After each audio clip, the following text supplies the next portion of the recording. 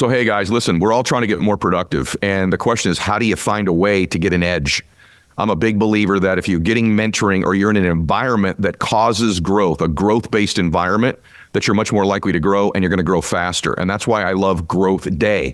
Growth Day is an app that my friend Brendon Burchard has created that I'm a big fan of. Write this down, growthday.com/ed. So if you want to be more productive, by the way, he's asked me, I post videos in there every single Monday that get your day off to the right start. He's got about $5,000, $10,000 worth of courses that are in there that come with the app. Also, some of the top influencers in the world are all posting content in there on a regular basis, like having the Avengers of personal development and business in one app. And I'm honored that he asked me to be a part of it as well and contribute on a weekly basis, and I do. So go over there and get signed up. You're going to get a free, tuition-free voucher to go to an event with Brendon and myself and a bunch of other influencers as well. So you get a free event out of it also. So go to growthday.com/ed. That's growthday.com/ed. I'm my toughest critic and I always have been. If I wanted to watch and see what I did wrong in that situation, what could I have done better to make that match better? And that's, like I said, that's how you continue to grow. So when I went to the negotiating table, whatever argument we had, it was based on me defining what my words should be based on nothing but numbers, not emotion. I think of three things I'm grateful for, about a minute each, and I live them. And I get associated to what I'm most grateful for because gratitude destroys the two emotions that mess up your life, which are fear and anger. What separates people is not the habits that everyone wants to talk about in the popular literature or books, but high performance requires deliberate habits. A deliberate habit means you kind of have to force yourself to do it. Today, we're going to talk about patterns. Yes, every human being almost runs like a software program in their mind, and they run these patterns of behavior, patterns of thoughts, patterns of words, patterns of performance. And most of these patterns run in our lives without us being conscious of them. And they steal from us our ability to be happier, to be more joyful, to produce at the highest levels, to engage with people the right way. And they create for us oftentimes in our life a disconnect between what our beliefs are and actually how we behave. We call that cognitive dissonance oftentimes, where we believe one thing, but we often behave differently. And that's because sometimes our patterns can even override our thoughts.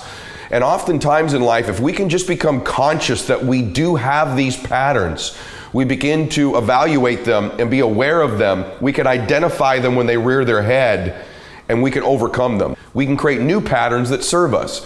And so the first thing I'm here to tell you today is that you do run a series of patterns in your life. You have a pattern of behavior. You have a pattern of producing results. There's certain stimulus that cause these patterns to happen for you. And unless you begin to evaluate them and be aware of them when they happen, these patterns begin to really take control of our lives. For some of you, even as I say this, you're nodding your head in awareness. You're sort of aware. I fall into these patterns of when something happens, I begin to think a certain way, which creates another thought and another behavior, and I find myself running this same story again.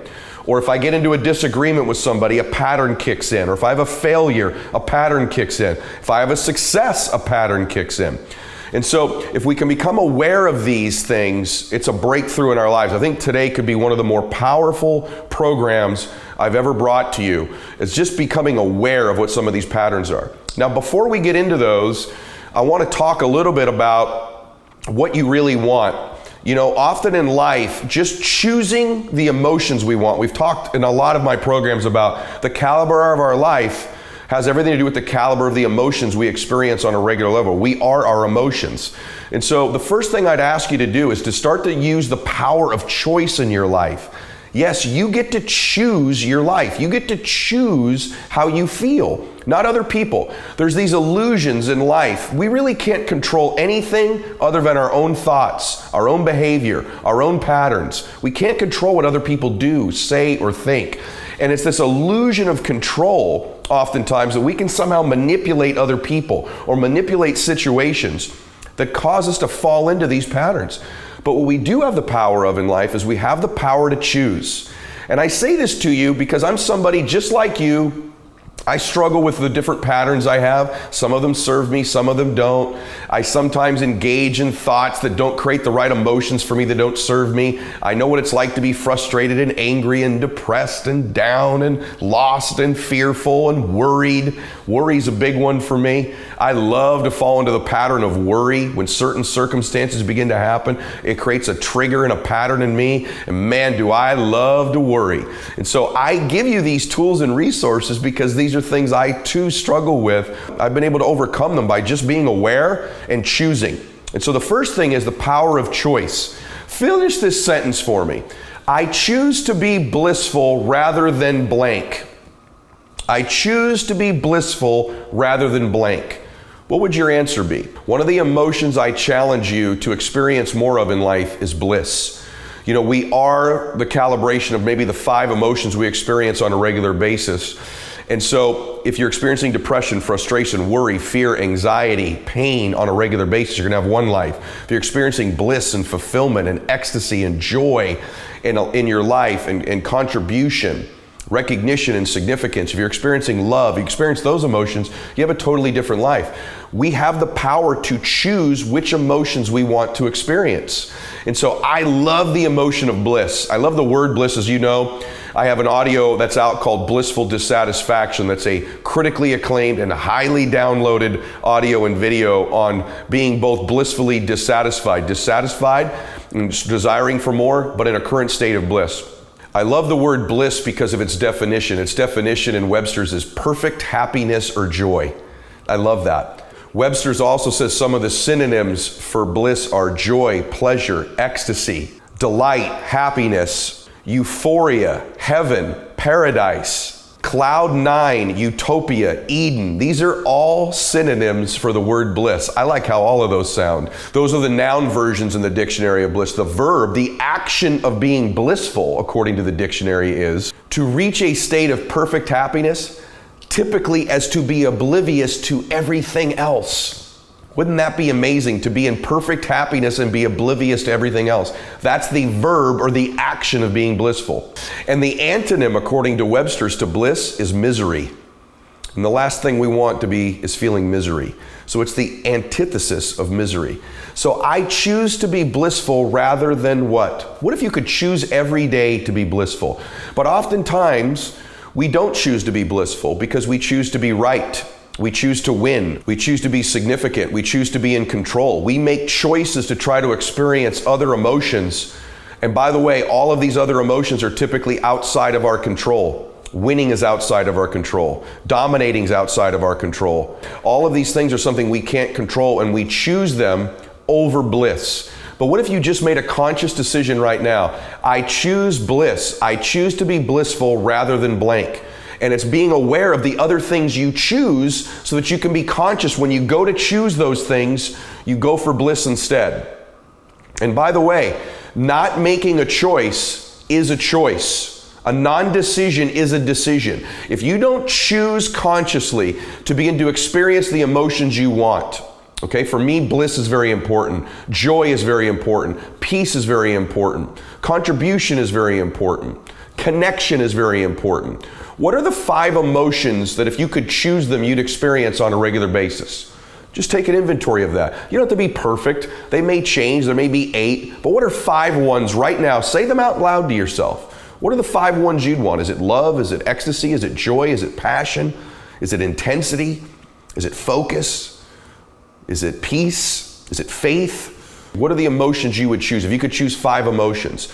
And begin to tell yourself, I choose to feel blank rather than this. And when you just begin to become conscious of that choice, you've already moved ahead of 99.9% of the world who just responds and reacts and goes into pattern mode all the time. So just choosing gives you an advantage. And by the way, once again, not choosing is a choice. You've decided to go into your pattern. You've decided to let other people dictate to you your emotions. You've decided you have no control over your life by not choosing. So choose. I'd rather be blissful than blank. I'd rather be joyful than blank. I'd rather have ecstasy than blank. What do you choose rather than? So now let's discuss these patterns for a second. Why do we have these patterns? You have patterns because they serve you. There's a payoff to every pattern. And by the way, you say, well, no, because one of my patterns is I slip into worry and then I'm completely unhappy. How's that a payoff for me? It's a payoff for you because it's predictable. It's become your home. And so you don't have any pattern that doesn't give you a payoff. Well, no, because when things don't go my way, I become combative, I become argumentative. That's my pattern. Then I get in a disagreement in my relationship and then I say things I don't mean. How's there a payoff there for me? There's a payoff because it gets you what you want. Even though you don't know it, it gets you out of the conversation. It gets you maybe to avoid your own responsibility. It gives you the disconnect that somehow you're more comfortable with than dealing with the problem. But I promise you, every pattern you have, both healthy and unhealthy, you have them because there's a payoff for you. So the key to a happier life, the key to a more successful life, is to evaluate our patterns, and when we see them happening, begin to step outside of them and create new ones that serve us. And so what are some of the patterns you have, for example, that don't serve you? So for example, when a difficult situation arises, what is your pattern? What pattern mode do you go into? Do you become more resourceful, more focused, or do you become more fearful, worried, and you begin to make excuses?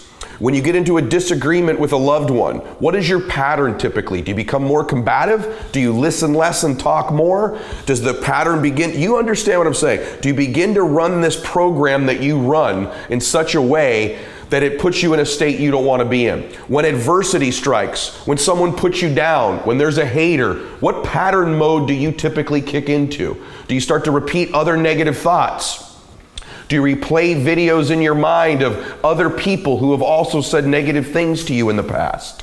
Or other thoughts you have about yourself that are loathsome, and you begin to stack these thoughts. Oftentimes, one person says something to us negative, and it creates this pattern we run, doesn't it? When we begin to think of another embarrassing moment, another person who saw something negative, we begin to create other negative thoughts about ourselves to stack it. And you say, how's there a payoff for me in that? Because it's what you're used to. It pays you off by reassuring you, you're right, you're a loser. You're right, you're not going to win. There's a payoff because guess what? Now you don't have to do the real work because you were never won anyway because you're this terribly unprepared person. So that's your payoff. And so you have these patterns, don't you? Now some people, their pattern kicks into winning. When someone puts them down, they start to buck up. They start to get resourceful. They start to feed themselves positive thoughts. They're aware that that's there, and they begin to go into a hyper-productive, positive emotion mode. Yes, they do, believe it or not. When adversity strikes for some people, they go into a fearful mode. They begin to think about all the things that could go worse and worse and worse, and they depress themselves. And that pattern creates the very situations you fear. The same is true when we're successful. Sometimes some people, when they become successful, they go into a pattern when they begin to sabotage themselves and slow down and stop the behaviors that got them there. They begin to believe their own press clippings, that they've arrived. They don't have to do the work they used to do. Maybe they begin to fall into patterns where they get their relationships out of sorts, and that's their pattern. Life starts to go well in business. My pattern is every time life goes well in business, I start having issues in my personal life. And they sabotage the business success with their personal life. And that's a pattern they run. If it's happened more than once to you, it's not coincidental, it's a pattern. In my fitness life, you may say, every time I start to get super fit, it seems then I get ill, then I don't go to the gym for a week, then I start eating poorly, and I'm back to where I was. If it's happened more than once, it's a pattern. Right? And so begin to evaluate these patterns you have that don't serve you and simply begin to choose to create new patterns, more empowering patterns, patterns that give you the emotions and the results you want to have in your life. You will be amazed at how many patterns you have. Your response to adversity, fear, success, mediocrity, criticism, strife in a relationship, your nutrition, your faith, all of the different patterns you run. There is such power in beginning to separate and identify these patterns when they begin to repeat. Even as I'm saying it, I can feel you nodding your head. My gosh, I do have a pattern when I'm successful. Every time I climb up a little bit, I start this pattern where I sabotage, or I start to believe too much, or my relationships go sideways. Every time I start to get more fit, I somehow get ill, or I somehow miss a day at the gym, or that's the day my car breaks down. Every time I have a pattern where I accumulate more money, I fall into this pattern where I save, and then I spend it all on something I shouldn't. or then I do something with money I shouldn't have, or it seems like every time, then a repair comes up, or something with my kids. You're falling into these patterns. There's massive power in beginning to understand that's not who you are. I've done enough training with you. If you haven't listened to my previous work, please go back and listen to it. You are not your possessions. You are not your accomplishments. You are not what other people say you are. You are not what you look like. And guess what else you're not? You are not your patterns, but your life becomes a combination and a result of your patterns. The great thing about us is that we can change these patterns if we identify them. The pattern has no power over you once you know it's a program and a pattern running. The minute you start, you go, I'm doing it again, aren't I? I'm doing this thing I do every time I accumulate money. I'm doing the same thing every time me and my spouse get in a disagreement. I'm doing the same thing every time I'm starting to feel loved by somebody and I push them away. Every time things start to go bad financially, I spiral. Every time there's adversity, I do the same pattern where I start worrying. Every time I get fit, I do the same pattern. When you begin to see these things, you begin to go, my gosh, this isn't who I am. That's not your identity. There's a difference between your identity and your pattern. And the more you begin to build your identity, as I've talked about in my other audios, and be aware of patterns, and then simply ask yourself, when this comes up again in the future, what pattern would serve me? What pattern can I take control of? What would be the steps I need to take that will create the bliss I want, or the win I want, or the production I want? What would the pattern need to be? The pattern immediately, by the way, stops when you identify it. The pattern only hurts you when it runs unconsciously. The pattern loses all its power over you once you see it. It's gone. It can't continue to run once you're aware of it, because all of a sudden you're like, I know what I'm doing, here I go, and you can begin to identify it and make a shift. So this is so critical. Start to ask yourself, am I running one of these patterns? What are some of the ones I typically do that serve me? And what are the ones that don't serve me? And what we do in our life is we compare too much. And so remember this, you're working on your identity, okay? Everybody wears what I would call like a mask, a public mask, or even a social mask. It's the person they present themselves to be. You do it too, I do it as well. It's the person everybody thinks we are. And so it's the person we reveal to the public. It's not whom we really are. It's not our real thoughts, our real behaviors, our real hope. Everybody wears this public mask, or this social mask, I call it, where it's who they want everybody to think they are. It's the best put version of themselves. And if you're not careful, you begin to compare your own real identity with other people's public mask. And this begins to create a pattern for you. Don't compare yourself. Most of the people you see on social media, or even in your personal life, or even when you go to lunch with them or see them at work, they're wearing what I would call a public mask. It's the best possible version that they can put out to themselves. And oftentimes what we do in life is we compare our real identity that we're working on and we're growing to their mask. And that's not fair to ourselves at all. Any comparison doesn't serve us. And it's oftentimes this comparison, when you're in a disagreement with somebody, it's the mask they're wearing compared to the identity you have, and then you begin to run a pattern to respond to it. It happens in fitness, in relationships, in money, and in business. Remember, you're in charge of controlling your own identity and growing your own identity and being aware of the patterns you have that do and do not serve you. Not comparing yourself to someone else's public representative. It's just the representative they're putting out there. It's not who they really are. And it's not something that you need to be aware of, because it's not something you can control. The more you can begin to delineate in life between things I can control and I cannot control would be to the extent that you're more productive and you're happier. You can control your own thoughts, your own emotions, your own identity, and your own patterns, not other people's. So speaking of these payoffs we talked about earlier, how can you begin to get the payoff you want from the new empowering pattern? And so a couple questions I want you to ask yourself today, because we do want more bliss. Since that's my word, I'm assuming you want more bliss after you've heard all the synonyms, and I know you want the antithesis to misery. So assuming you want more bliss in your life, decide to have it and take some actions towards getting it. So let me ask you a question. What are you doing currently to create more bliss in your life? What are the actions you're taking to give yourself more bliss? You are intentionally seeking more bliss, because bliss is going to lead to more wealth, more abundance, more fitness, more faith, better relationships, more happiness, more peace, more wins, more success, more recognition, more significance. So what are you consciously doing now that you've chosen bliss? What is the consistent action you're taking to create more in your life? What are you doing to give yourself bliss? Is it acknowledging victories you have? Is it giving gifts to other people of your belief and your hope? Is it lifting other people up? Is it taking a bath, getting a massage, taking a walk, going for a workout, winning, achieving, knocking goals off your list? What are the things you're doing to create bliss in your own life, number one? Number two question I have for you. What are you doing to intentionally create bliss in the lives of the people that you care about? Because this is the pathway to getting more of it ourselves. The more we begin to give other people bliss, the more we begin to consciously make choices that give bliss to other people in their lives, the more we begin to experience it in abundance ourselves. So what are you doing to help other people win? Other people contribute. Other people get significance and recognition. Other people have more peace and ecstasy and joy and passion in their lives. Because once you begin to create it for other people, when you're intentional about it, you'll have more of it yourself. These are the patterns that I'd like to see kick in for you. That when they kick in, you begin to run a pattern and a program that leads you to bliss, leads you to a win, leads you to increase, and also leads to it with someone in your life. That if you do have a conflict with somebody, that you run a pattern that eventually leads. Maybe it's understanding them, maybe it's confronting them, maybe it's talking about it. It's not always when you're in a disagreement that you lead to a win, that you must win this, that you must overcome the fact that they think this of you. What if you were consciously choosing every time you got into a disagreement with your spouse,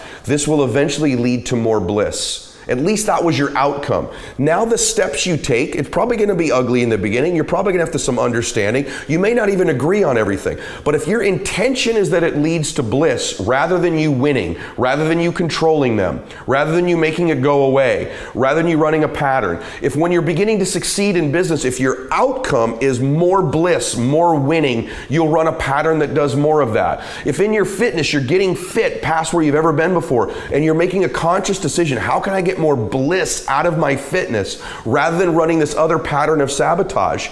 The circumstances may be the same. There may be some ugly patches, but you're now consciously choosing to run a program and a pattern that leads you to bliss, to victory, to the win, to fulfillment, whatever the emotion is you choose. Just making that choice gets you there, gets you closer to it, makes it an outcome. We are not, as human beings, doing enough conscious choosing of what we want in our lives. So what are you doing to create bliss in your own life? What are you doing to create bliss in other people's lives? And how blissful are you to be around?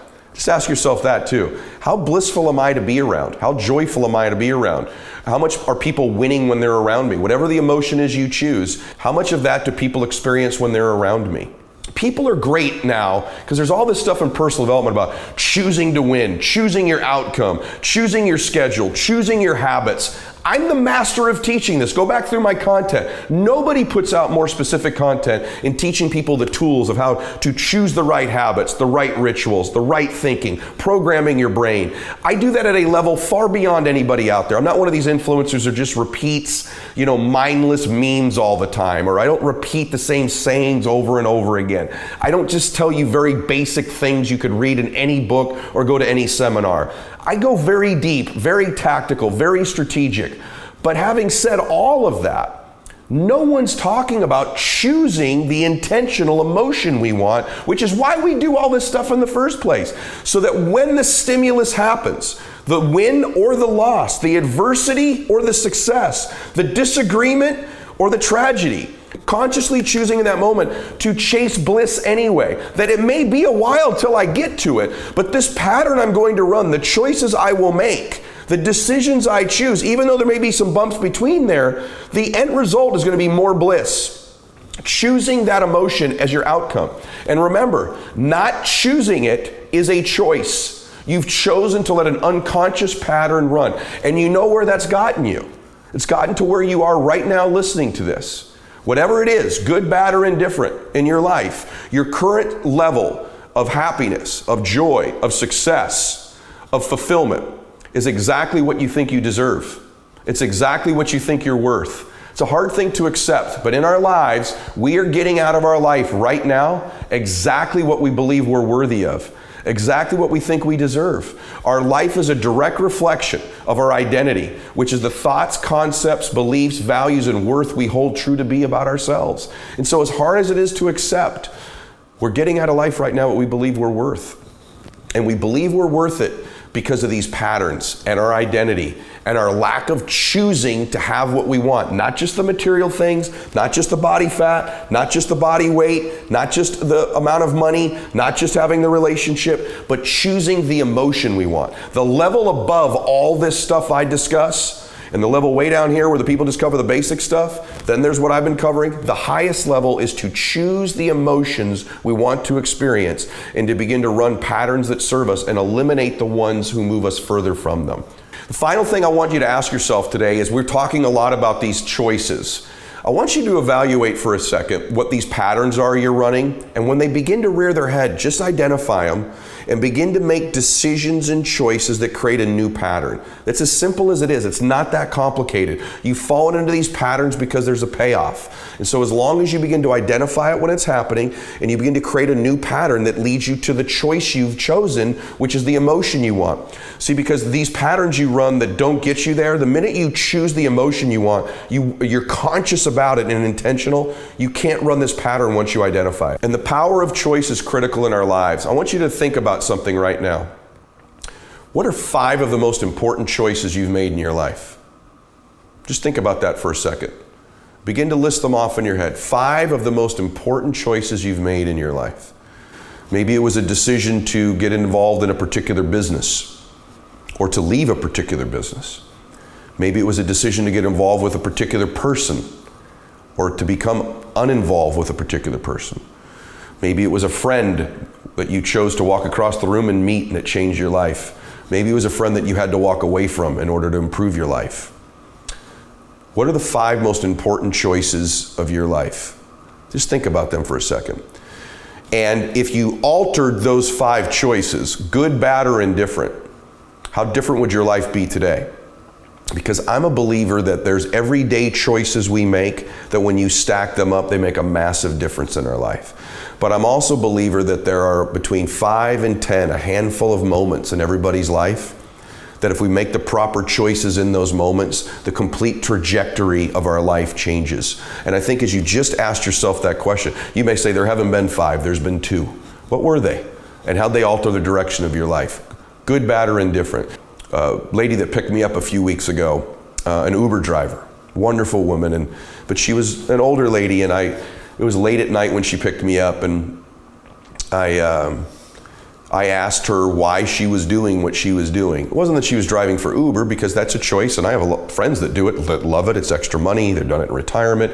But I just had a sense that maybe she hadn't chosen it, because she was complaining about her back and that she had had back surgery. I thought, that's an interesting choice to be driving at 11 o'clock at night and her back was sore.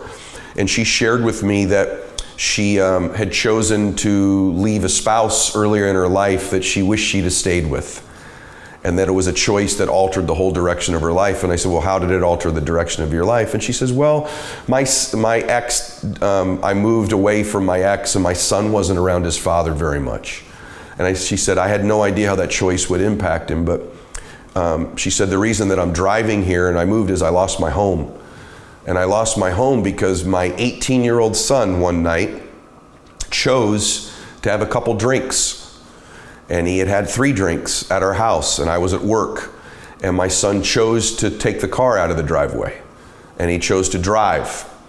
And 2 blocks from our house, he hit a family and killed somebody while drinking and driving. My son was a good boy. He had always got good grades. And he made the choice to do that night, and he's in prison. He's serving 8 years in prison. And I lost my home over the legal expenses, and we've moved to Las Vegas, and now I drive Uber because that's what I've got to do just to support my family. And it made me think, she said, the choice to leave my husband really affected my son. And I thought, yeah, the choice your son made really affected his life. Those were 2 life choices that both of them made that altered the direction of both of their lives. His choice, that good boy, made 1 choice that altered the direction of his life. And I think if you evaluate, there may not be something that dramatic, but there's been probably 5 choices if you're my age, if you're in your 40s. There's probably been 5 major choices of your life. Maybe it's who you decided to marry or not marry, a relationship you got in or out of, a business you started or didn't start, something you left or began, a friend, a house you bought or didn't buy, an investment you did or didn't make. A decision you made in your fitness one way or the other.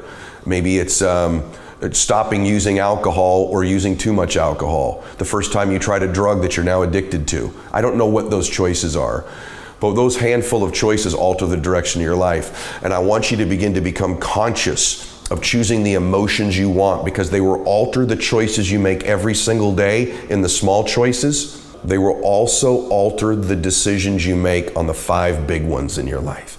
If you're very clear about the emotions you want to experience, if you're very clear on the person you are as you build your identity, if you have those 2 things wired, I'm clear about the emotions I want to experience, and I'm clear about who I am and my identity and my worth and what I'm worthy of and what I deserve, they will guide you in making the right choices in the small ones and the big ones. They will guide you towards the right patterns. The answer to changing these patterns, the answer to making the right choices, is perfect and specific clarity on the emotions we want to have in our life on a regular basis and on who we are and our identity, so that we produce the lives we believe we deserve, that we're worthy of. They will be your compass in making the small and big choices. They will help guide the patterns. If you're somebody who's addicted to being blissful and happy, and you begin to run a pattern and program that you know doesn't lead you there, it sort of blows it up. It's like a virus in the program. You'll be aware and you can't run it.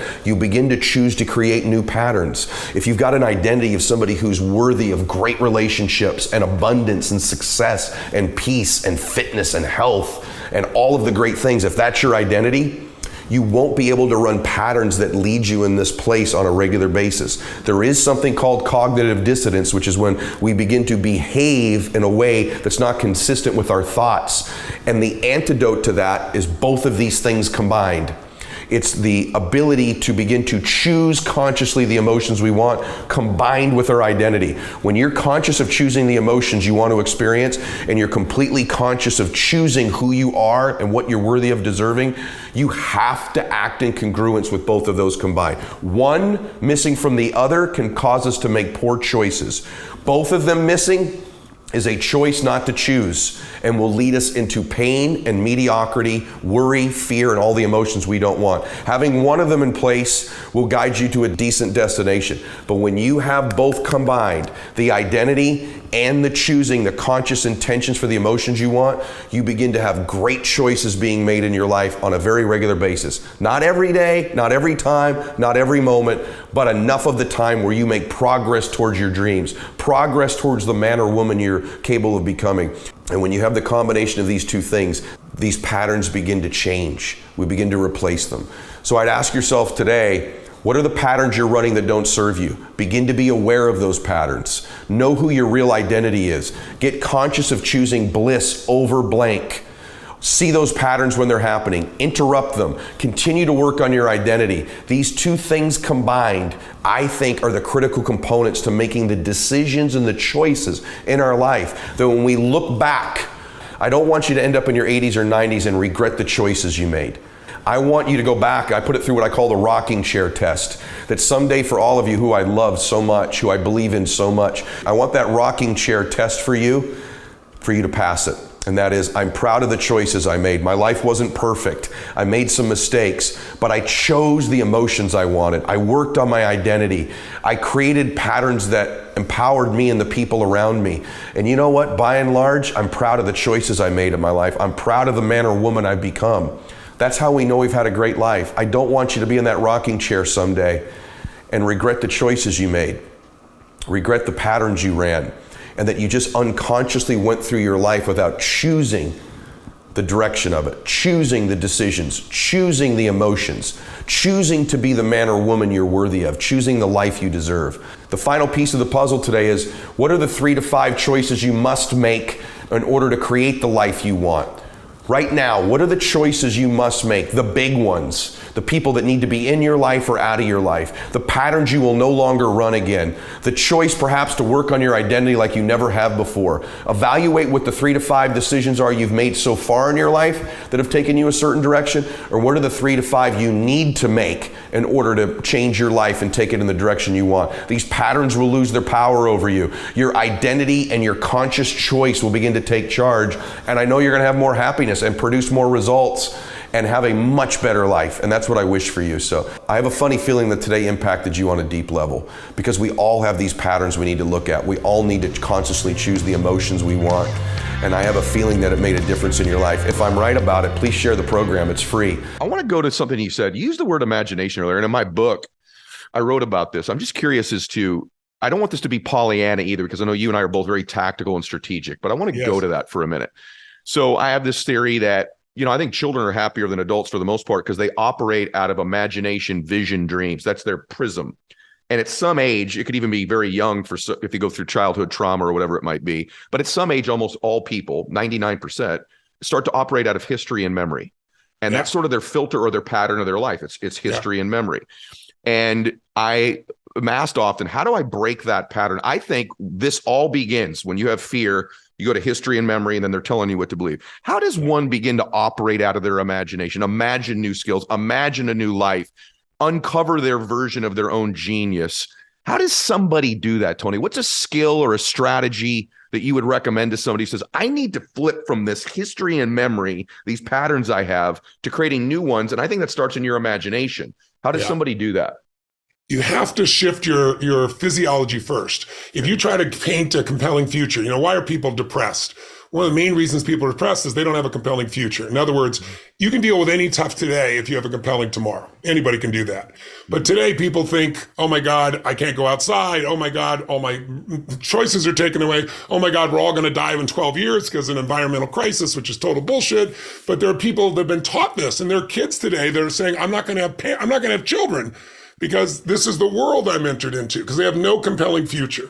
But if you try to paint a compelling future when a person is in a lowered energy state, it won't work. They'll just reject it, because in a lowered state, your brain goes into survival mechanisms. And the survival mechanism, you're always looking for what's wrong. What do I have to fight, or what do I have to fly from, or what do I have to freeze and hope it won't hurt us? That's the part of your brain that's 2 million years old, and it's well wired. But we don't have a saber-toothed tiger to deal with.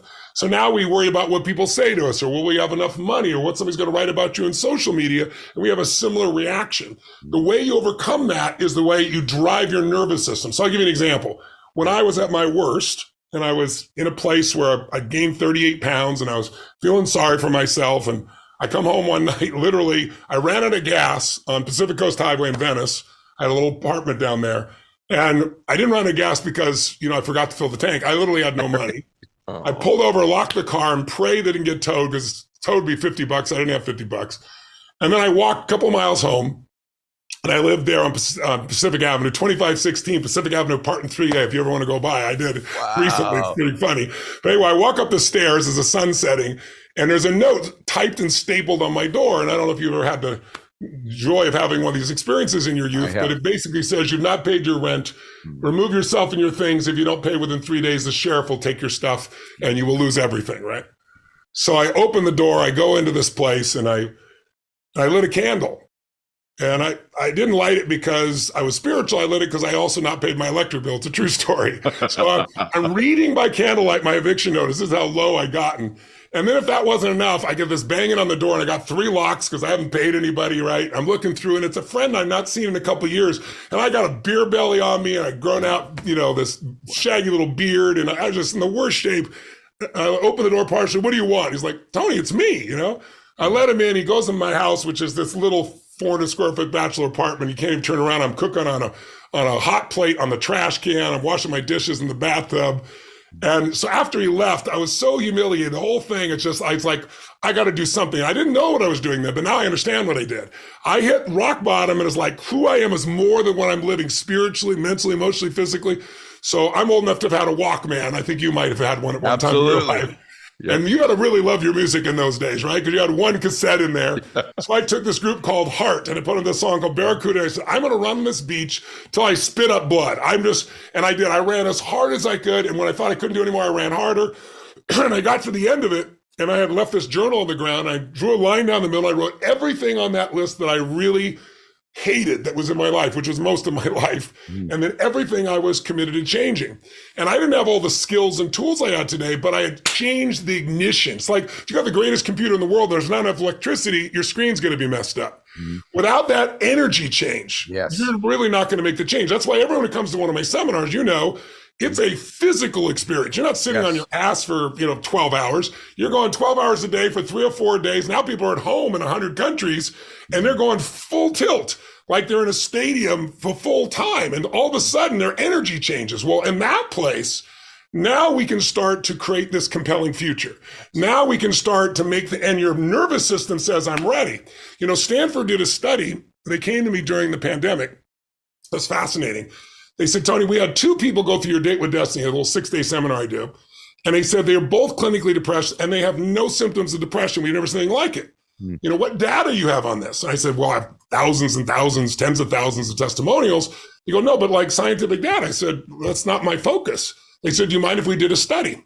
And then they showed me something fascinating. 40% of the people that get treatment for depression, and by the way, depression has gone through the roof since COVID and since all those limitations. I know, suicide's gone through the roof and it's horrific, but only 40% get better through treatment of drugs and therapy, right? SSRIs, Prozac, Zoloft, all these things, right? 60% don't get an ounce better. Of the 40% that get better, on average, across the meta studies, they find they get about 50% better. They're half as depressed as they were. Now, some people get totally better, some not at all, but that's the average. I said, that's not much better than a placebo. They said, you're right. I said, well, what's the best you've ever seen? They said 2 years ago, Johns Hopkins did a study where they took people for 30 days of psilocybin, magic mushrooms, and therapy for 30 straight days. They got results that were 4 times greater than they'd ever seen in history. 53% of the people 30 days later had no symptoms. Never seen anything like it, but psilocybin's illegal. It's not really duplicatable. So they said, what if we model their study? We'll use the exact same criteria, but we'll have you with no drugs and have your people go through the seminar. And we'll send people in that are clinically depressed and so forth. And so they did it.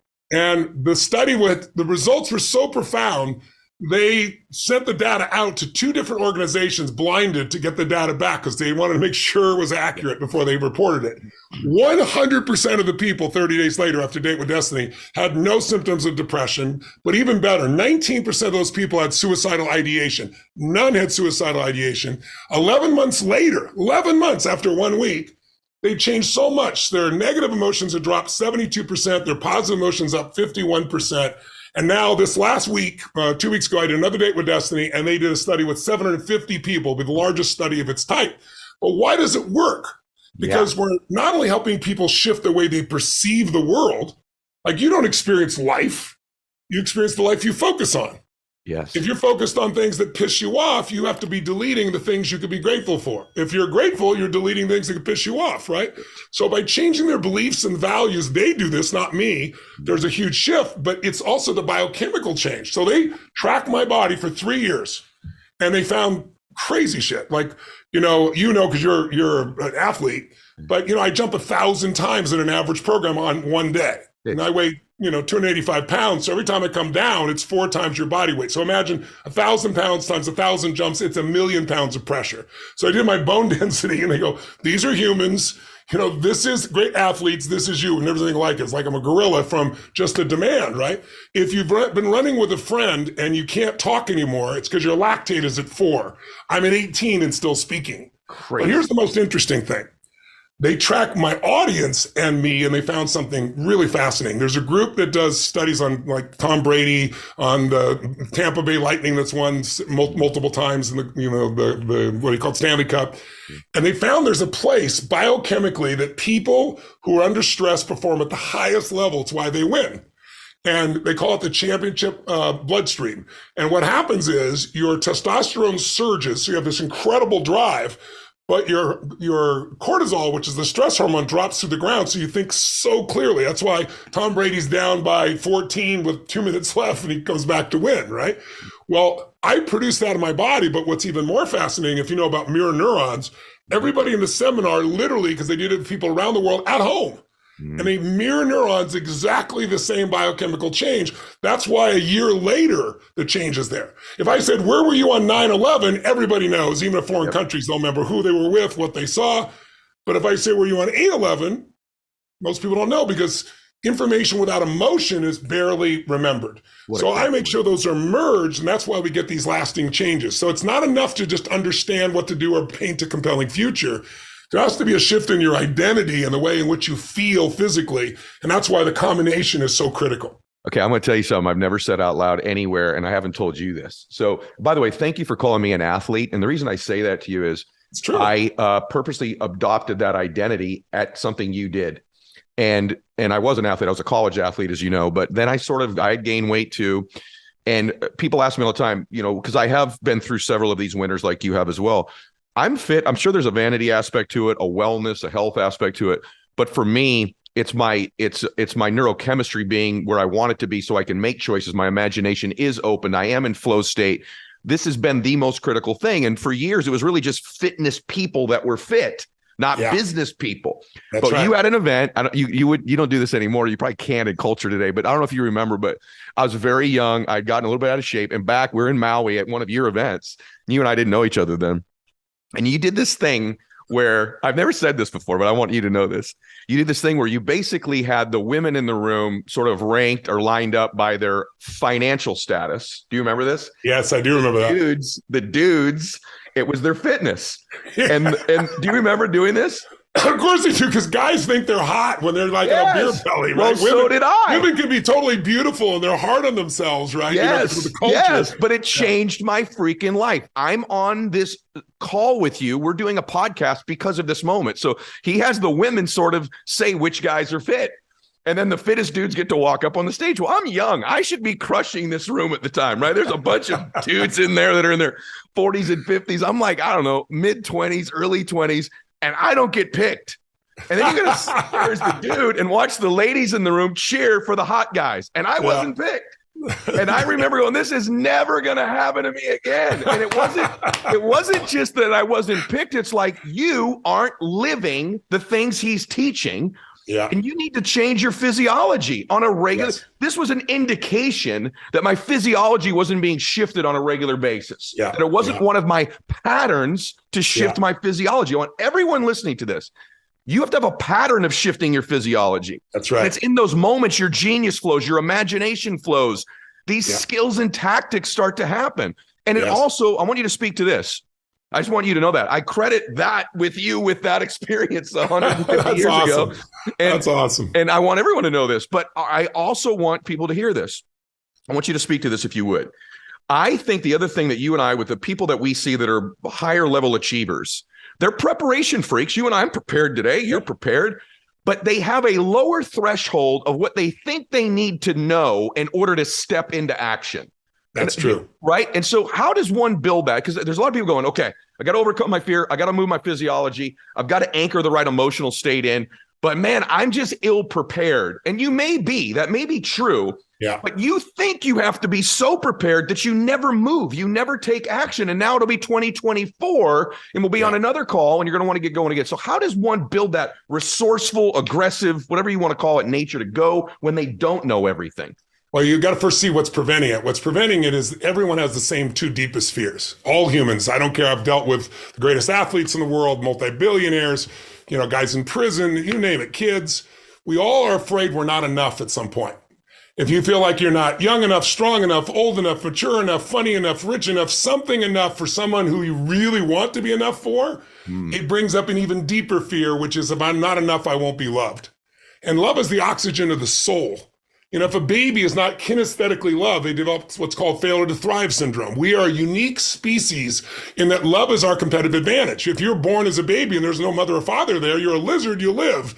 But if you're a child, you die. We need each other. We have a long dependency on each other. Some of the longest animals other than primates are like whales that are dependent for a year. But 5 years, 10 years, these years, 35 years, some people are still dependent, right, on their parents to make sure things work for them. It's a great fear of mine with my kids. But the point is that that fear that we're not enough is what's getting in the way. And you don't get over it. You get beyond it. And the way you get beyond it is you just train yourself. And as you just said, that's why in the seminars, it isn't just the content. It's putting you in a state where the content can land. Yeah. And when you put yourself in that state on a regular basis, those flows happen. Now, you want daily practices as well. So, every day I've got a variety of daily practices, but one of those things, I jump in freezing cold water every day, I think but I don't do it because I like it or I want it. There's never a day I look forward to it. but I don't hesitate. I don't negotiate with myself. It's both physically great because it flushes your blood and your lymph system completely. And you feel like $1 million coming out of it. Going in it is painful as hell. But it's like, I don't say in a minute when I'm ready or maybe tomorrow. It's like I say go, we go. So it's a mental training as well as it's a physical training, right? And when you do that over and over and then you say, I'm going to do this, your brain doesn't negotiate. You've trained your own mind. A lot of people have these discussions in their own head back and forth, and that's just a habit. All these things are patterns. You know, I get up and I do my priming, which is putting myself in a state for just 10 minutes, a form of meditation, but it's a directed meditation. I think of 3 things I'm grateful for, about a minute each, and I live them. I don't remember it over there. I get in the roller coaster as it's going down and feel it. And I get associated to what I'm most grateful for, because gratitude destroys the 2 emotions that mess up your life, which are fear and anger. You can't be angry and grateful simultaneously. You can't be fearful and grateful. So I train my nervous system every day to start with that. Then I do this form of a prayer or blessing. Then I do this 3 to Thrive, which is a minute each on what I really want to make happen, but I don't think about making it happen. I see it as done and complete, and I train my brain to feel celebratory in that area. And in 10 minutes, I've changed my body, I've changed my mind. And then my third discipline is I usually text or call someone to leave a message of sincere acknowledgement, because I like to start my day to brighten somebody else's day. But I don't ever bullshit. I don't go, oh, you're cool. I'll go, listen, I saw last Thursday, you know, in the meeting, you did this and this and this. I just thought that was so amazing. I just want to thank you for being that kind of person. And so it starts my day with momentum, physical momentum, mental momentum, relationship momentum. So there's disciplines like that. And then there's my workout, just like you, right? You know, you have your workout that you look great, by the way. That pump, and I make sure in that workout, I do something that's incredibly difficult so that I'm always pushing a little bit stronger, getting a little bit better in some area. And then what that does is it creates a foundation that when winter's here, you go, give me winter, bitch, you know, bastard. I'll rip through this shit. I don't care what it is you want to do. I'm ready. But most people, you know, they're living their life in front of a screen. A lot of people today, they're living at home, right? Their shoulders are down. They're breathing like this. They get distracted by all the things around them. There's no energy really on a vital level. And then so what happens, there's no stimulus from being at the office for some people anymore. And so what happens is people's lives have gone down to a low level of energy. If you forgot everything else that I teach you skill-wise, financially, emotionally, business, all those tools, but all you did was constantly increase the strength and energy in your body as a resilient source, you're going to find the answers. Whether I taught them to you or somebody else, you're going to make up the answers. Guys, this is 100. Yeah, I get to interrupt you, but I have to say this. This is true, what he's telling you. Okay. Not that you need me to second something Tony Robbins is saying, but he's right. I've lived it. He's 1,000% right. Do the things we're talking about. These will make changes for you. The other thing he added to that I must say that is brilliance is that when you are feeling helpless, get helpful. Help people. He had a video out recently that you recorded you about the feeding the families this year. You were so emotional. It moved me because I know how this is the richness of your life is helping other people. It's the same in mine. And I think people think, well, once I get over the stuff I need, then I'll do these things. No. That's what they think. They think once I get my own stuff handled, then I'll be that person. No, you'll get that stuff handled when you're that person. Yeah. And I'm writing, I just want to say one thing about you with that morning message. The FBI did this study recently, I know you know about it, where they're talking about the releasing of hostages. Yeah. And how do you get a hostage release? And is it when someone's taken a hostage, is it the fact that you meet their demands that actually you get the hostages back? Actually, it's about the same, whether you meet the demand or you don't. Believe it or not, there's a 2,000 times greater likelihood of the hostage being released if the person who took the hostages believes you understand why they did it. That's right. That they feel seen. And one of the things if you want to be seen as a person, see other people. I have this thing I do, Tony. I'm writing a book about it right now. Let me tell you about you. I love doing that with friends. Let me tell you about you, but something he said, not you're awesome or you're cool or you're fun. Yeah. Something really true that they go, that is true. I did do that. I do have that. So I just want to acknowledge the brilliance of what he's sharing with all of you. And I'll tell you a 2-second story about that. It's interesting. I remember when I was going to my 10-year high school reunion, when I was in school, I was really a driven kid. And I was not popular. I was popular with certain girls, more friend girls than anything else. I had like all the cheerleaders on my side. I became student body president, but I ran it like a real thing. I went to all the different groups and said, what do you want to do? And I went to the principal and I said, I don't think this will work, but I think I can make this happen. So it taught me that if you're sincere, even if you weren't popular, that you could have the kind of impact. It was a real shaping experience for me. And so, but I remember I had some guys specifically that were older than I was that were competitive with me and were really brutal. I was 5'1". They were like, my head nose guard was 6'6", and he just would brutalize me, come and pour milk over my head. And so now my 10-year high school reunion comes up. And so I'm going to be, 28 years old. I've become pretty successful. I've got books and I'm having impact around the world. And, I've been seen all over the world. So I'm getting ready to go. And I got I got really uncomfortable. And part of it was I realized, I don't know if I even relate to any of these people. I don't know if they'll even remember me or anything else. And I remember calling my mom, and my mom was an interesting character. And rarely did she have advice, but I was talking to her, I was driving in the car up there, and I always imagined I'd go up there in my limousine and, I'd have the 3 women in my life that would be there, whatever that was, that was my picture as a stupid boy, right? And, I had a limousine at that point. It was funny as hell, but I didn't take it. I took my least expensive car. I drove myself. And I'm talking to my mom on the phone, and I said, she goes, what are you doing? I said, I'm going up to my 10-year high school reunion. And she goes, wow. She goes, you feel funny. There's something funny about you right now. I said, what do you mean funny? And she goes, I know what it is. You were so different in high school. And you're thinking about, you're not one of them and you're going up there. She was so intuitive. And I said, well, I guess, yeah, I think you're right. She goes, honey, one seminar, you touch more lives of people than your entire high school of a couple thousand people. She goes, look what being different got you. Yeah. And I remember after she hung up the phone, I realized, I'm so focused on, how will I connect and all this bullshit, which I never would think normally, because normally I'm thinking about how to give. I'm not like, how do I receive? And so I started thinking, I was driving up there about the people I might bump into, and some of them that actually kind of tortured me at the time. Yeah. And I thought, I'm going to get fascinated by their lives. I'm not here to talk about mine or tell them how great it is. I'm not going to do that. And I remember, you go to your high school reunion, I don't know if you did this, but they have the old picture of you when you're in high school, and I had, hair down beyond my shoulders, and, and I was this little guy. And so I walk in, and I'll never forget the first guy that comes up to me. He didn't recognize who I was, and his eyes were at the level of my chest here, where my side, and he goes, Tony? He looks like this. It was the guy that used to torture me, right? It was the guy. I was kind of hard on you. I was kind of rough. And I said, you know what? I deserved that. I had a really bad mouth.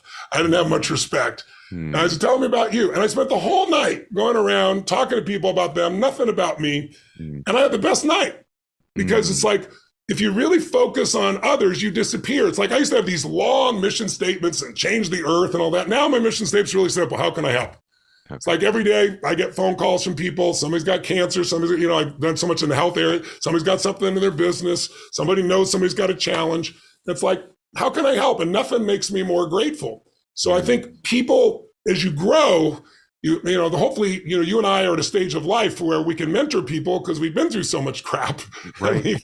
Overcome so much. And my hope is that the people that listen to you, that listen to Ed personally, I endorse Ed as a friend, because Ed lives this stuff. I mean, there's very few people that live it. And it's one of the things I love you and respect you. You work out, you train, you do this stuff. You're not somebody just interviewing other people. You're somebody who lives it. And that, unfortunately, is rare.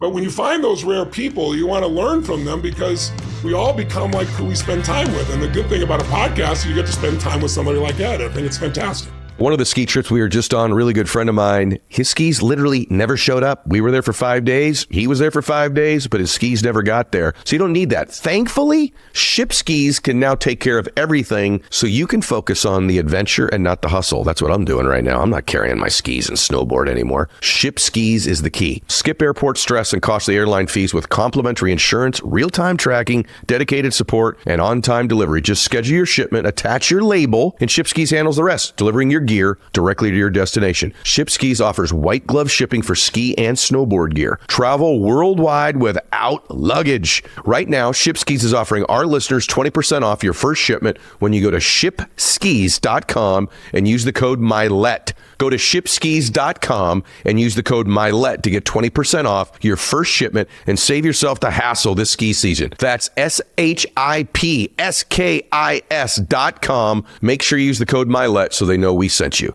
Running a small business means you're wearing a lot of hats. Your personal phone becomes your business phone and vice versa, and the thing just blows up all day long, and it's hard to tell the difference between one and the other. And as your team grows, it becomes almost impossible to manage your personal phone number along with your business phone number. That's where OpenPhone comes in. OpenPhone is one of the top business phone systems in the world. They'll help you separate your personal life from your growing business for just $15 a month. You get complete transparency and visibility into everything happening with your business phone number. OpenPhone works through an app on your phone or your computer and integrates with hundreds of different systems. They use AI-powered call transcripts and summaries, so you'll have summary of your phone call with action items. Right now, OpenPhone is offering 20% off for your first 6 months if you go to openphone.com/Mylett. That's openphone.com/Mylett for 20% off 6 months. Openphone.com/Mylett. And if you have existing numbers with another service, OpenPhone will port them over at no extra charge.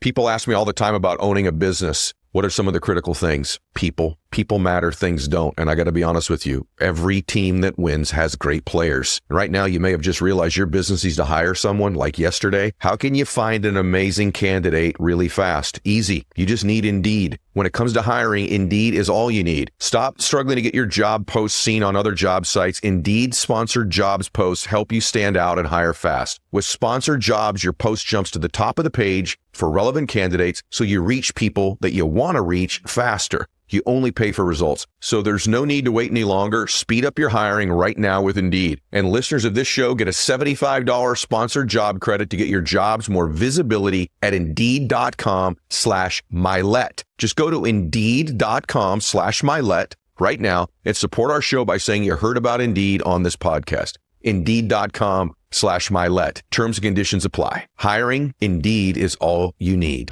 Someone says, I kind of got all that. I kind of know where I'm going. I know what I want to do. I'm pretty damn focused. I got that obsession thing you're talking about. And you did high performance habits, which separates the really high performers from the ones that perform pretty well, right? And so someone says, I want to be the damn best at whatever I'm doing. I'm opening a chain of dry cleaners. I'm training horses. I'm going to be the greatest mother in the history of the world. Whatever the thing is. What separates, I know there's a whole book that's been written on this, but give us a few things that people may not think about that separates people. Go, I am focused. I am on my mission. What could separate me? What are some of the things that I must be doing to be the best? Yeah, first, always frame that as habits. It has to be habits. A lot of people think it's just mindset. I'm like, mindset is a habit of thought.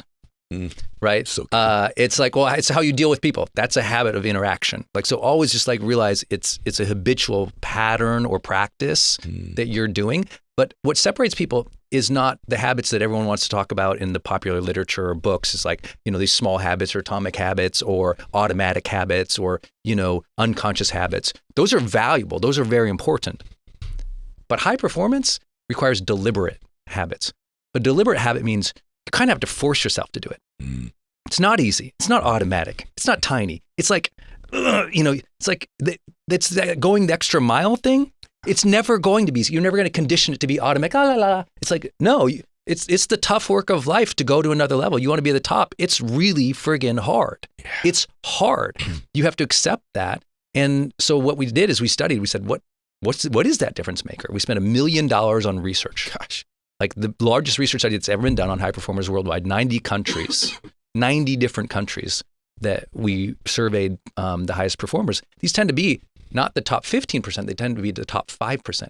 And the difference between the top 15 and the top 5% is this. It kind of falls in the definition of high performance.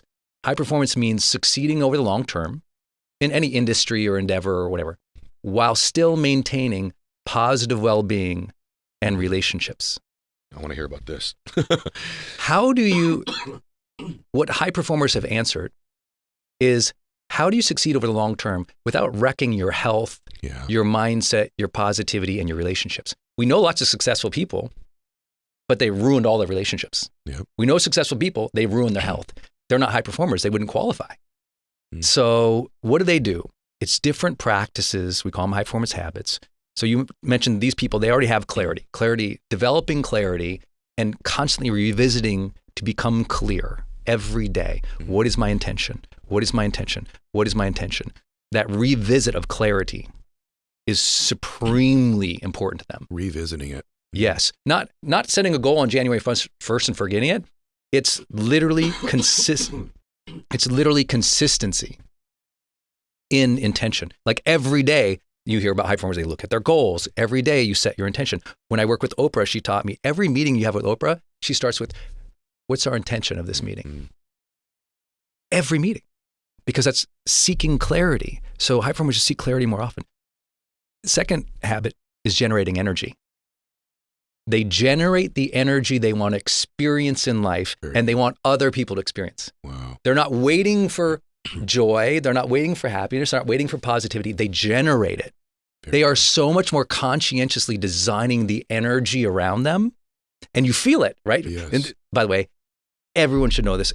Ed is, I would say, in the very top keynote speakers on earth today. Thank you. Like what you can do on stage is unbelievable. It's not even, I mean, you're talking a handful of humans who can do this. Thank you. And what you do is you generate and move the energy of the room way more consciously than the average speaker. The average speaker is kind of insecure a little bit. Doesn't mean you don't have insecurity or doubts up there. What it means is he's moving the room. Like he's taking them on a wild ride. He's generating the energy. That's the difference between an underperforming speaker and a high-performing speaker. Good point. Another piece is the productivity piece, which I know is so basic, but most people are so unbelievably not productive. Yes. I mean, it's stunning. You know, It is stunning. The average person is losing an hour a day to Facebook or Instagram and then watching 4 hours of television. That's 5 hours a day of consumption. If you can turn those let's take 1 hour. Let's say, no, we're talking high performance. If we can get you 1 hour a day back, 1 hour a day of focus back, that's 30 hours a month. Crazy. That 30 hours a month, that's 7 hours a week. Well, that means you got an extra day. Yeah. That's an extra 8-hour workday that you got. Yeah. That's an unfair advantage. Yes. So getting people their focus back in a world that has, you know, the highest paid engineers in the world paid to strip your attention away so you consume versus create and be and live. That is a primary differentiator right now. How about stay on that a minute? I so agree with you. And the more I've started to coach people and I actually get into their lives, how not only do they waste time, but how little time, Brendon, and this is huge for everyone, that they do on things every day that move the needle. Yeah, that's it. Like move the needle in your company, move the needle in your relationship, move the needle in your body. It's like you're just doing little things you got to sometimes do stuff that moves it, right? Like I'll give you one small example. My relationship with my children. They're both away at college. I have great relationships with my kids, but they're both away at college and I'm busy and they're busy. And there are days where we just text. Yeah. Their mom's on the phone with them all the time. And I thought, am I moving the needle in this? Like, it's okay. I did what I'm supposed to do today. I'm communicating with my kids. I know that sounds very, organized or methodical, but does that move? Does Bella know I love her a lot more when she gets my text message? Does Max know I believe in him a lot more? What would move the needle? I got to call them. Now, this may sound silly to all of you, but I'm trying to, the most high performing thing I could do in my relationship with my children is to call them. In a lot of relationships, the text doesn't move the needle. The call moves the needle. The thing in your company that you're doing all these little, what's the thing that gets the big account, that moves the account, that creates the most leverage, move the needle more often, Another right? exact phrase of that is efforts of impact. Okay. So in the research, high performers, this is great for all those who are like, oh my God, Brendon, yeah, Ed, you're right, but this is overwhelming. It's a lot of stuff to do. Oh my God. Well, the research showed in 90 countries around the world that high performers spend 60% of their week there. Efforts of impact. Bingo. Needle moving things. So when you look at their calendar each day, it's not, are they 100% high performing all day? Look, they got to answer emails. Right. They got to reply to dumb DMs. Yeah. They got to take that stupid call once in a while. We think they're perfect. No, it's just that 60% of their effort is directed to activities that actually make an impact. They got to do 40% of administration or household work too. Yeah. It's just that most of their effort, 60%, is geared towards what moves that needle, gets that significant impact. What a powerful question to ask yourself if you're listening to this. In whatever area you pick your area, your relationship, your company, your money. How much of your time is efforts of impact, moving the needle stuff? And if you just tweaked that by 11%, 16%, Tiny. how much different would your life be 3 years from now? 1 year from now? This is why you listen to the show, everybody. It's like, I got something there. I'm not moving the needle often enough. I mean, your habits aren't efforts of impact. Your habits are like, I checked the box. I did the text. I did the email. I made the call. I made my contacts. I drank my protein. Easy. I had the water. You did the stuff, but how much of it moved it, right? Yeah, it's so easy. So it's like, start with what I said first about that hour a day of distraction.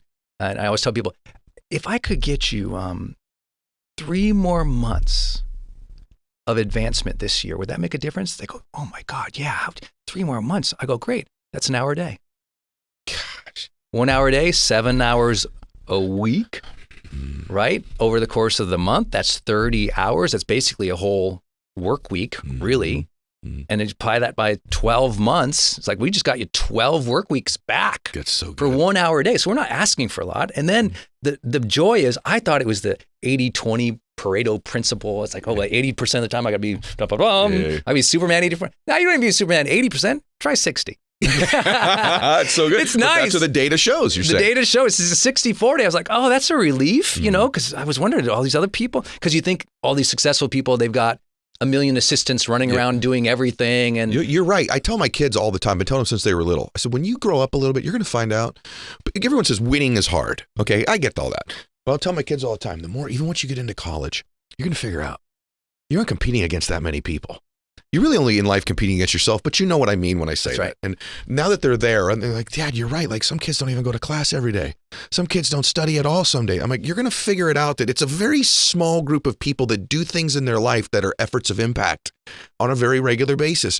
Life, if you want to change your life right now, it is really possible. You could really do it. Really possible. You really could do it. Is there anything else you want to add to it? Because I feel like I interrupted you on that. Is there any other area of high performance people? I know there's a bunch, but give us one more. Practices of self-awareness. This is why everyone loves Growth Day. And I didn't know, I knew it would be powerful. I didn't know it would be this powerful at all.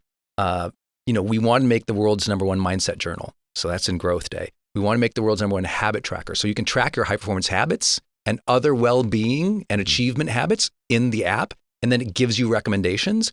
We built in the goal setting tool with reminders. So you can remind yourself and push notifications to yourself to meditate, to work out, to flirt with your wife, all this stuff. And those were just coming from the research, and also high performers just telling us what they do. They journal, they meditate, they pray, they think. They're doing more practices of self-awareness. Very good. To figure out themselves. Like a lot of people go to the gym, but a high performer go to the gym and you say, what are you thinking about at the gym? Man, I'm thinking about my goals. Man, I'm thinking about that deal. Man, I'm thinking about that date night with my wife this Friday. Oh yeah. Right. They're in a different, like they're using their time.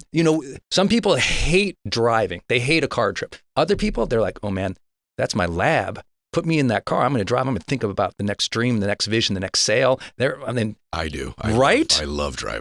That's practices of self-awareness. You are thinking, right? I think, therefore I am.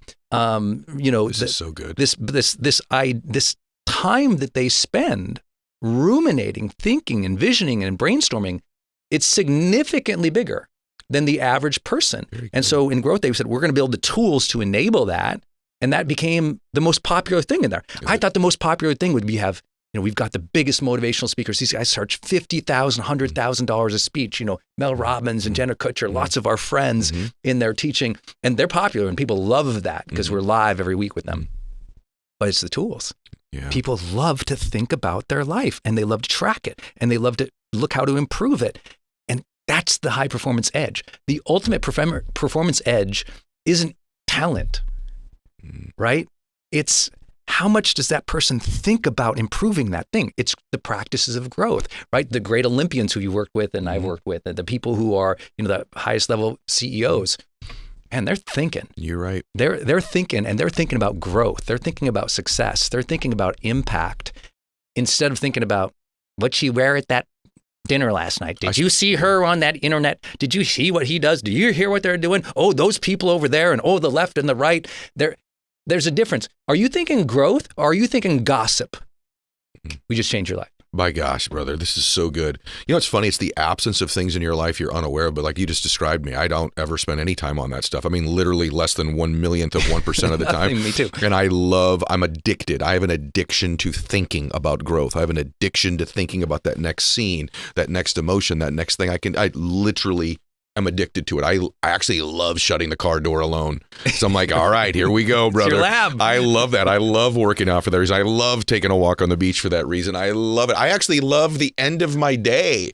I love getting into bed at the end of the day and just reflecting on the day and then dreaming about the next day. Like, I love that stuff, right? I don't always love waking up because you're in a different brainwave state at that time. But I love when I go to bed at night and dreaming, and you're right on the money, man, with that stuff. Okay. And you have practices that force you to do that, right? Yes. You go to the gym and you're thinking about those things. Some people pray or they meditate or they journal. Yep. And that's where you have to put yourself in that place to open the gate, or to what I always say, to be able to receive. Yes. Like if you're filling your brain with a bunch of stuff that you're downloading from social media, then who can't download into you? Gosh, that's so God good, can't Brendon. get in, right? You block the antenna with a bunch of gossip and a bunch of garbage. Yeah. You got to stay in an open state. Where are you in an open state? You're in an open state in a seminar, in a conference. You're in an open state when you're driving. You're in an open state in the shower. You're open state in bed. You're open state at the gym.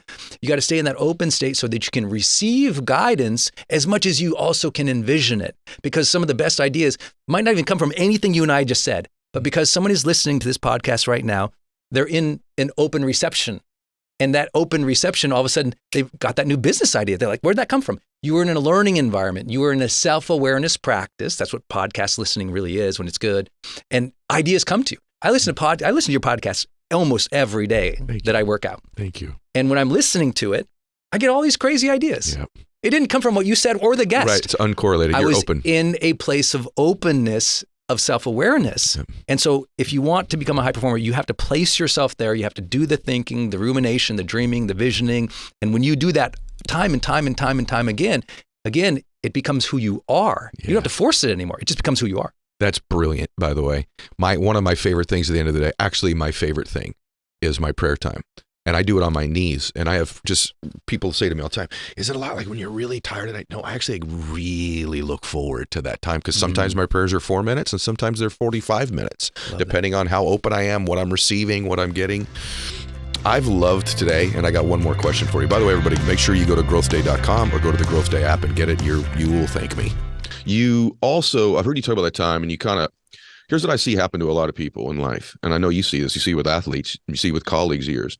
They kind of start to believe their press clippings a little bit, or they have like an overestimation of how far down the road or how untouchable they are. You know what I'm saying? And I think in that case, you're saying is, yeah, you'd go out in public and everybody knew you. So you're like, hey, I must be doing well. But you didn't even know your own metrics, your own data. And Not at all. People, the fall of most people is they get some success and they start to believe it. And they start to think they're going to have it forever. And they don't do the things they did that gets them there. They don't have the same level of humility. Don't you think there's nuance? I think there's a nuance. The people that I really admire in my life that are really good friends of mine, they have this nuance, and it's difficult, of tremendous self-confidence combined with some level of humility. And the people that I know with a ton of humility with no confidence, they don't ever get around to doing anything because they don't have any confidence. Right. And the people I know that have a bunch of confidence but don't nuance it with some humility, they can fall because they're the ones that'll make the mistake. They maybe they don't work like they once worked, or their attitude, like what you've described with you, their attitude is maladjusted because they have some overestimation of where they are. So I'd like you to talk about that. And then secondly, the fact that you knew after that you were going to eventually need a team of people around you. And I don't think enough people take for granted surrounding themselves with good people. So what about humility and confidence in the team? Well, I think it's important to point this out. First of all, you're not wrong with anything that you said. Humility definitely is an important component that we all have to ensure that we have. There's no doubt about that. And the absence of it can lead to your downfall when you think you're bigger than what you are, because nothing annoys people more. I mean, particularly in the world of business, because they have the metrics, they have the expertise, they have the data. So in their eyes, they feel they definitively know exactly what you are. And if it doesn't coincide, your belief in you doesn't coincide with their belief in you, and their belief in you is significantly less, then you look like a fool in their eyes. So that's important to point out. But I think that over time, certainly when there's an absence of humility and that can lead to our downfall, I think the thing that needs to be prioritized and focused on is the hazard of not mastering the business you chose to be in. You know, when I went to the negotiating table just a few years ago and everybody was talking about this huge contract that I got from ESPN, where I deserved credit for it was the fact that I learned my business. I didn't go in there with emotion. I didn't go in there thinking about people screaming my name in the streets or being on billboards. I went in there with their definition of what makes or what qualifies as success. What were my ratings? What's the revenue that I brought in? Now, obviously, they hold those things close to the vest. So specific numbers you don't always have as it pertains to revenue generated. But you certainly have ratings every day. And you can certainly decipher what kind of money you're bringing in from a ballpark figure. So when I went to the negotiating table, here's what mastering my business did for me. Nothing was personal. I wanted what I wanted. Whatever they didn't want to give, they didn't want to give me. Whatever argument we had, it was based on the data. It was based on the intel. It was based on me defining what my worth should be based on nothing but numbers, not emotion. And as a result, I got to depersonalize everything. It wasn't racism holding me back. It wasn't prejudice. It wasn't a particular boss that didn't like me or whatever the case may be. No, this was their definition of the analytical data they had gathered versus my definition of it. Let's talk. Let's have that discussion. And as a result of it, there was no bitterness. There was no hostility. There was no anything. This is what I believe I'm worth. This is what I believe I deserve. This is what you believe I deserve. Let's get on. Let's have this conversation and see where this takes us. And so from the moment that transpired, it taught me a very, very valuable lesson. When you're focused on your business, there's so much weight that customarily is on all of our shoulders that just goes away. The personal, the perception of things, the insinuations, wondering about what's personal and what's business, wondering about what the next person is making compared to you. Like I'm in now, it's the year 2023. I'm religiously told I'm the number one talent at ESPN. I am not paid like the number one talent at ESPN. There are others that are getting paid more than me, okay? I'm not bitter. I'm not upset. Do I think I'm underpaid? Yes. Do I think I deserve more? Yes. Am I coming for more in the event that I end up staying at /Walt Disney? Yes.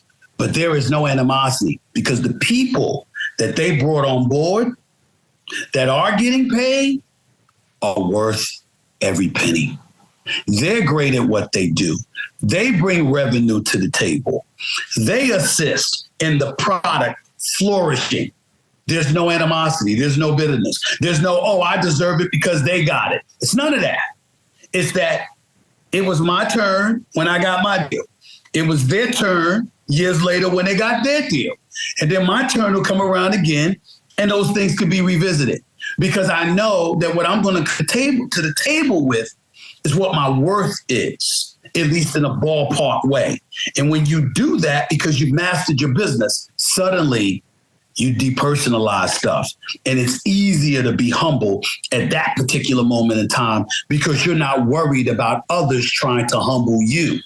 Therefore, getting your back up and motivating yourself to stick out your chest and bloviate about who you are and what you're worth and where you stand and what your cachet and status is. You ain't worried about none of that anymore because you have the facts, and the facts and the numbers support your belief in you. You don't have to do that. And everybody starts speaking the same language. And then you're unified in terms of what the agenda is all about. And then we're just talking business, and that's okay. I love that. You know what? So many people, I don't care, you have to be in broadcasting. So many people waste energy worrying about what other people are doing or what other people are getting. They do that on social, they do it in business, they do it in entrepreneurship. Like, it's just the people that I know that are the most successful, you guys, athletes, business people, entrepreneurs, entertainment folks, they know they have a finite amount of energy and focus. And every time they deploy some to some other human being, they know they're reducing it on their craft and what they can create and what they can do. Don't waste your energy hating, worrying, focusing on contemplating what someone else is getting or doing. Just go get yours and focus on yours. I would like to add this component, if you don't mind. It's very, very important to say to your audience out there. When you are a Black person, it's very difficult to do at times because you do feel there is an inequity being exercised. And it's very difficult not to pay attention to that. My advice is it's even more important when you're Black to focus in on mastering your business, the business of you, because we're more apt to personalize it. We're more apt to see and add and say, is he getting this and I'm not? I wonder what that's about. We're more apt to do that. But far more often than not, we don't have the data back up our belief in ourselves. And so we lean on what someone else is getting compared to what we're not getting, because we need some form of justification. Whereas if we mastered our business like we just finished talking about, then we don't have to worry about that. Because now we're to the table with numbers that are undeniable. When I say First Take has been number one for 11 years, Ed, I'm not lying. The data's there. It's a fact. So I'm not worried about, oh my goodness, inequities and this is not fair and all of this other stuff. Whatever. I have the numbers that say I kind of deserve to be treated fairly. So let's talk about that. This is what my definition of fairness was, yours. And that's without bringing anybody else up.